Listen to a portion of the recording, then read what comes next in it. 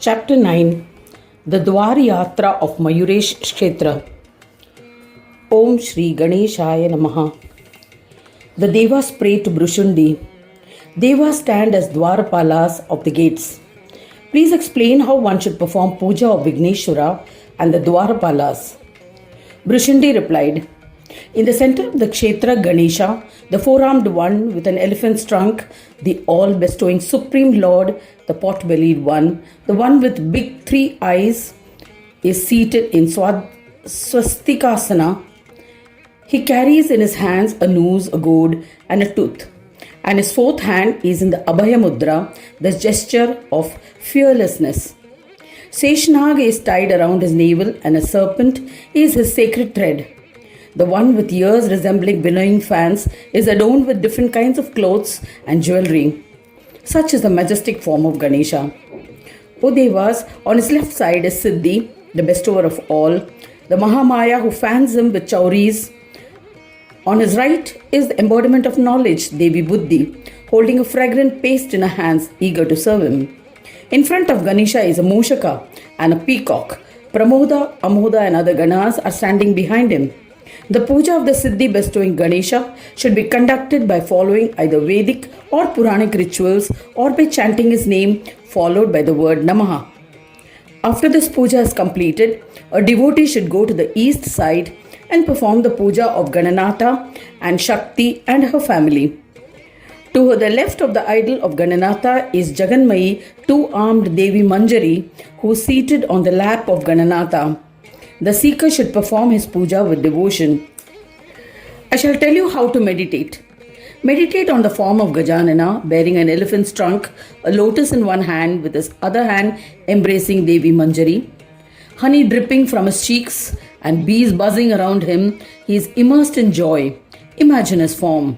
Imagine and meditate on the two-armed Shakti who has embraced Ganesha with her right hand and is holding a lotus in her left hand.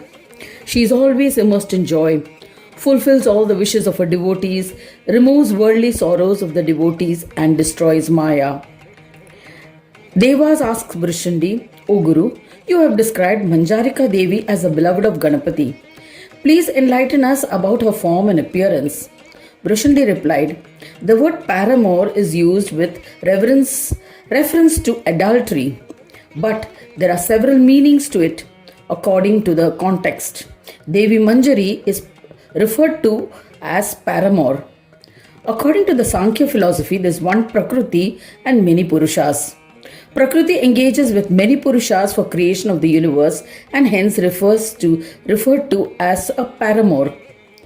In the universe, the Atma is the only Purusha form or the masculine aspect. Hence, the concept of adultery is delusional.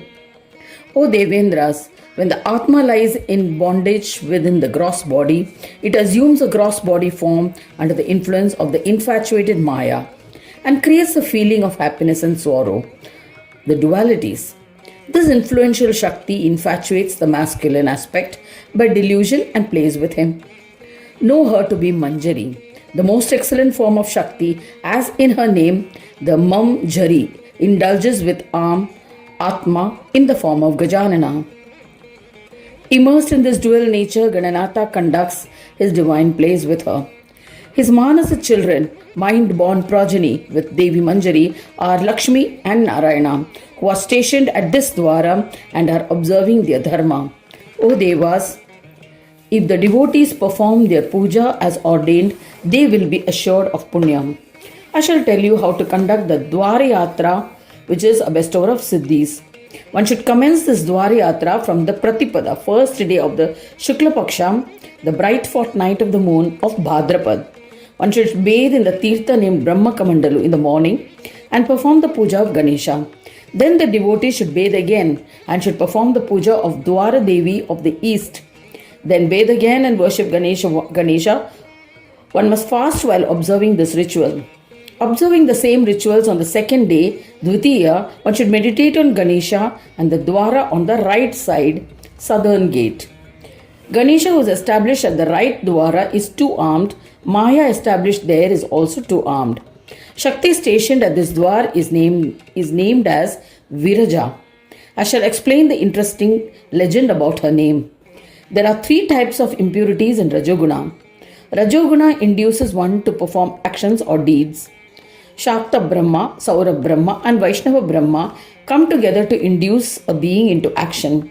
These are the three impurities. That form which is free of infatuations and impurities is Viraja Brahma. Shuddha Chaitanya has no desires, hence it does not perform any actions. Hence it is Viraja Brahma.